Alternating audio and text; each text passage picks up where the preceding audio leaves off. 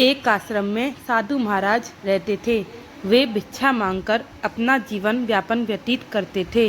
यह सोचकर आश्रम से शहर की ओर निकलते हैं कि वहाँ कुछ न कुछ तो मिल ही जाएगा और शहर की भी सैर कराऊंगा। वह साधु महाराज भगवान का नाम लेते हुए शहर की ओर निकल जाते हैं। कुछ देर बाद मौसम खराब हो गया और हल्की बारिश होने लगी। वह साधु महाराज बारिश का आनंद लेते हुए चले जा रहे थे कि अचानक बीच में उन्हें जलेबी का स्टॉल छोटा सा दिखाई दिया। साधु महाराज को काफ़ी भूख लग रही थी। वह सोचे क्यों ना इस हलवाई से कुछ खाने की चीज़ें मांग लिया जाए, लेकिन उनकी हिम्मत नहीं हुई वहां जाने की। तभी हलवाई की नज़र उस साधु महाराज पर पड़ती है जो बारिश में भीग रहे थे। वे मन ही मन सोचने लगते हैं, लगता है साधु महाराज काफ़ी भूखे हैं।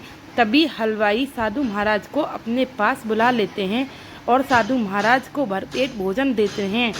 साधु महाराज भी उन्हें खूब आशीर्वाद देते हुए, तुम सदा खुश रहो, तुम 2-4 और दुकान खोल लो, आगे बढ़ो और खूब तरक्की करो, ऐसे बहुत से आशीर्वाद देते हैं।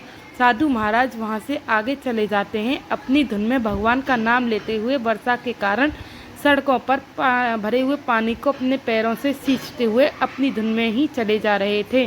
तभी वहां से एक नवविवाहित जोड़ा आ रहे थे। तभी महिला की साड़ी पर पानी की बूंदें चले जाती हैं, जिससे उसके पति साधु महाराज से गुस्सा हो जाते हैं और साधु महाराज को खूब गालियां देने लगते हैं। साधु महाराज को एक जोर से थप्पड़ भी लगा देते हैं।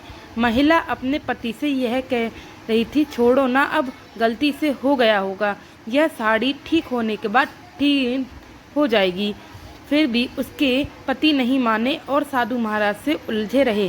साधु महाराज भी अपने भगवान से मन ही मन कहते हैं, यह आपकी कैसी माया है, कभी भरपेट देते हो और कुछ देर बाद जोर से चपाटे। नवविवाहित जोड़ा अपने घर चले जाते हैं। वे दोनों सीढ़ियों से ऊपर कमरे में जाने के लिए चढ़ते हैं कि अचानक उस लड़के का पैर वर्षा में गीले होने के कारण फिसलकर नीचे गिर जाता है। वह लहूलुहान हो जाता है और तुरंत ही बेहोश हो जाता है। सभी लोग वहां इकट्ठे हो जाते हैं। तभी उसकी पत्नी पहले हुई सभी घटना के बारे में बताने लगती है और कहती है, जरूर उस साधु महाराज ने कोई श्राप दिया होगा जिससे मेरे पति नीचे गिर गया है। अब वहां इकट्ठे हुए कुछ लड़के गुस्से में उस साधु महाराज को ढूंढने के लिए निकल पड़ते हैं। जैसे ही वे सभी लड़के साधु महाराज को देखते हैं, उसे मारने लगते हैं। साधु महाराज पूछते हैं, मुझे क्यों मार रहे हो भाई? फिर उन लड़कों ने सारी बात बताते हैं और कहते हैं, जरूर तुमने मेरे मित्र को श्राप दिया होगा जिससे वे सीढ़ियों से ऊपर चढ़ते वक्त नीचे गिर गया।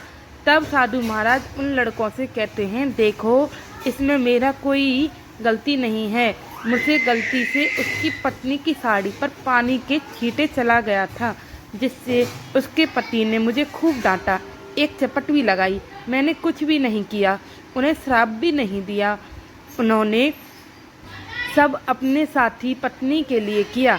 वैसे ही मेरे साथ गलत होते देख मेरे साथी, मेरे भगवान चुप कैसे बैठ सकते थे? उन्हें कुछ तो कुछ करना ही था। सभी लड़के शांत हो गए और वहां से चले गए। साधु महाराज भी अपने भगवान का नाम लेते हुए, उनका गुणगान करते हुए आगे की ओर चला गया। धन्यवाद।